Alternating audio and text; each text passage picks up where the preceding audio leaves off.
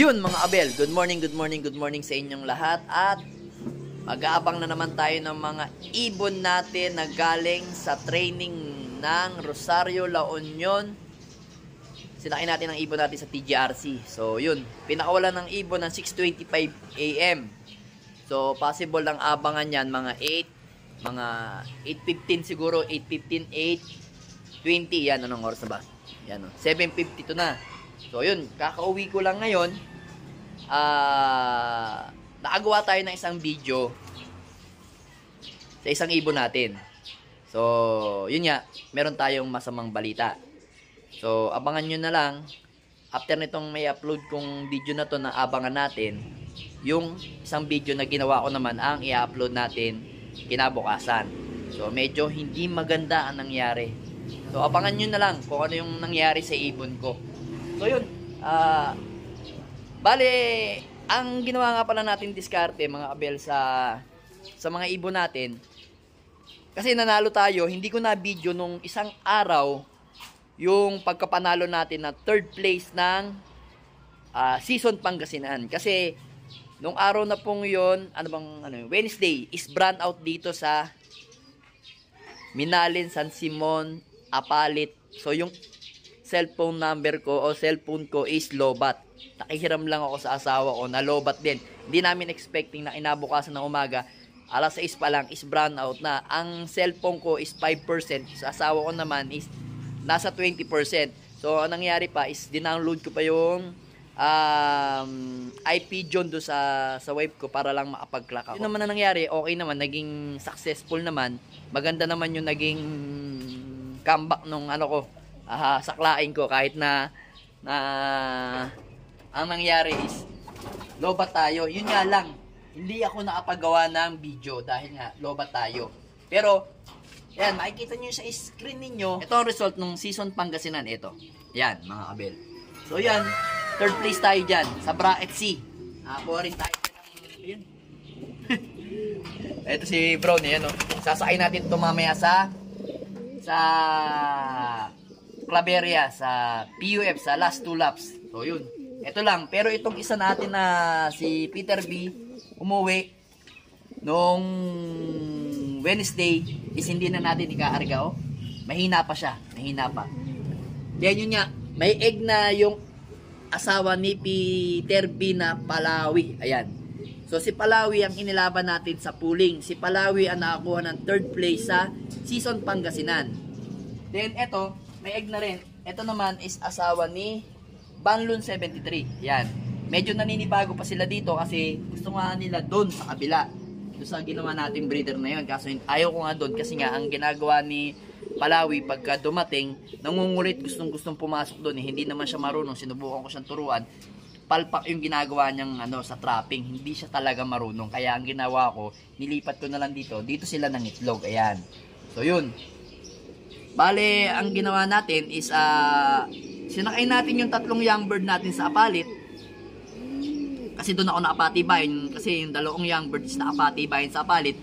Then, yung 2 all bird na si Palawi at saka si Banlo 73 is all bird naman yun. Yun ang sinakay natin sa San Matias. Doon tayo sumakay kasi lumaban tayo doon ng Saibet. Yan, yung Saibet na 100 at saka 60. Nakakuha naman tayo ng baliktaya sa 3rd place ng 1K. So yun ang ginamit natin sa pampuling at saka mga Saibet. Doon sa patibayan natin, pinambayad natin. So may natitira pa naman. So tingnan natin ngayon kung papala rin tayo sa Rosario La Union para yung ibon naman natin na dadalhin sa Alegre OLR is maging kumbaga malibre na. Kasi kung in case na lusot tayo, makaparte tayo ng konti, yun yung gagamitin natin panggastos para sa shipping fee papunta sa Alegre. So yun, mga nagsasabi po sa akin na sarado na. Opo, sarado na po yung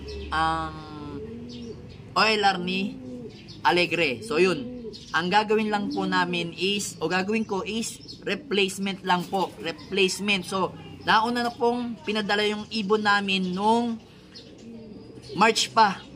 Pagka-open, nandun na agad yung kumpare ko si Juan Miguel Cao. So ang ginamit niya is si Juan Cao ang loop name niya. So yun, So, titingnan nga natin kasi wala na kasi siyang young bird. Sa akin na lang, kumpare ko yun eh. So, ngayon, hiniritan niya ako ng young bird. Sabi ko, sige, padala natin yung isang young bird. Kaya sabi ko, kung okay lang, kausapin natin si Sir Russell kung pwede natin gawin 1 cow / Tagaytay loop combine. So, titingnan natin, kakausapin ko naman bukas pag pinadala natin yung ibon natin kay Sir Russell. So, tingnan natin, kakausapin naman ng rider natin na barkada natin kung pwede. Kung hindi naman pwede, okay lang.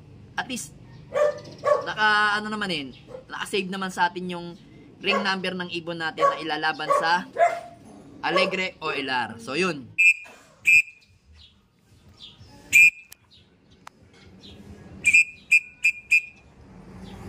Yan na si Peter Biata to, si Palawi. Asa na? Umikot to ata.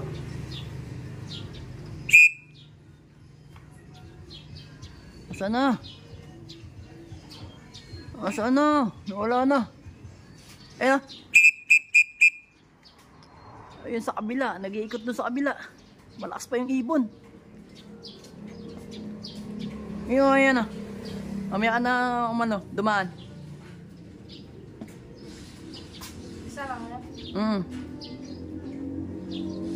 Paagay, asa na? Wala pa oh.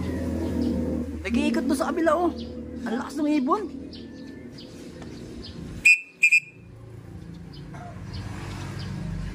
Lalagpak na lang yan bigla. Nag-iikot yan. Ay, parang si Palawi, si ano to? Banlon 73. Ang aga mo, nagro-ronda ka. Hindi yan? Hindi, yan niya. Nakalaban din yan. Ay, bakit ganyan? Ewan ko nga eh. Nahilo na siya. Is na, ikot ng ikot. Anak ng teteng to. Malakas yung ibon, nagro-ronda na nagro-ronda. Rosario La Union na kasi. Pero ba't ganyan kakalakas? Oo. Yan na, yan na. Yan na siya. Ano gagawin mo dyan? Hintayin natin, papasokan. Tama na magkamot.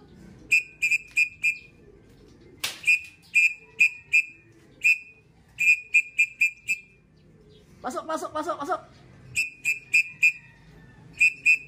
Yan ang mahirap mga kabel, oh. Tumatambay si Jan. Baba na! Sa tuktok yung baba. Malakas yung ibon eh. Dali. Pasok. Lock muna natin mga kabel, no. So yun mga kabel, oh. Ayun na, meron pang isa. Nakapag-lock na tayo, 1140. So meron pa tayong isa, yan, dumating. Ayan natin. Ayan na. Wala na, Palawi. Ito, nakalaban natin ito ng pooling eh. Pasok na. Pasok na, dali na, pasok na. Alright, lock muna natin. Ayan, nabasag yung egg nila. Nag-away kasi itong dalawa. Ayan, oh. Ayan, nabasag yung egg nila. Ayan, nabasag. Kasi nag-away to si Brown at saka si Banlon 73. Ayan, nag-lock na rin natin to. Ang speed ng ibon natin na si Palawi is 1125. Ito naman si Banlon 73 is 1140. Sayang. Ang dami mong ronda, ang dami mong ito yung ayok sa kanya, ang dami niya sinasayang na ronda eh. Pero mabilis talaga tong ibon. Yan, nasayang yung egg nyo. Ano ba yan? Sayang yung egg nyo. Sabagay, paano lang naman natin yan eh. Ito kasi, ililipat natin to dito. Hindi to pwede dito. Kasi mambubugbog to eh. Yan. Dito ka muna, no?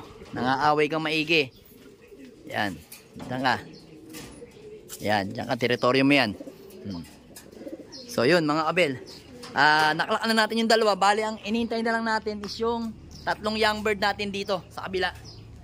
Mamaya update ko kayo kung pang ilan tayo sa clacking. So yan mga kabel, nagdatingan na yung mga young bird natin. Eto, ayan o, dalawa, si White Light, ayan o, yung tatlo nating ibon. Tatlo nga ba? Ayun o, may kasamang iba. Dalawang ibon. Yan o. Bali, 4 sila. Ewan ko. Pero ang akin dyan, alam ko talaga, 2. Dalawa ba? Yun. O, yun. Bumaba si Litar. Una. Ayun, si Litar. Bumaba na si Litar. Ayun. Si Litar ang unang bumaba. Si Litar, yun. Dire-diretsong pasok. Yung ano na lang. Yung 2. Ewan ko. Si White Plate lang ang alam ko dito eh. Si White Plate lang yung alam ko nakalaban dito. Ay, nakaano dito eh. Yung ibon natin. Ano yun? Ayan o. Siya nga. Siya nga. Yun, si White Light. Pero parang merong ibon din doon sa kapitbahay natin na si Riz. Ayan. Mukhang kanya yung 2. Akin lang yung isa, si White Light. Bali ang kulang na, ayan yan, si White Light niya oh. Ayan niya. Takbong pogi lang yung mga ibon natin. Ayun oh, ang daming grupo. Ayun, dumaan, ang dami. Ayan na, si White Light. Yun na. Bale, ang inintay na lang natin, si ano na lang, Peter B. Peter B. Hen. Ba. Yan. Pasok na. Yun. Si Peter B. Hen na lang ang kulang sa atin. Mamaya, papaliguan natin to si Brown. Papaliguan natin yan. Kasi isasakay natin siya mamaya sa Claveria. Last 2 laps ng PUF. Yan. So ito mga bel, ito po yung isa natin, si Peter B. Yan.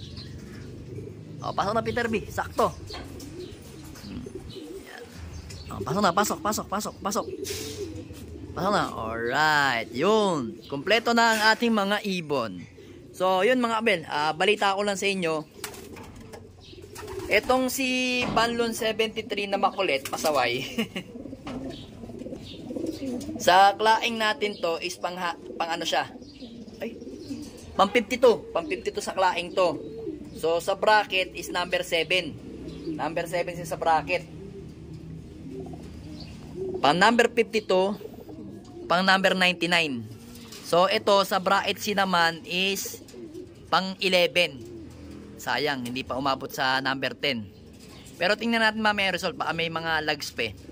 Pero ito hindi na to mawawala sa top 10 ng bracket. Pang number 7 yan. Number 708.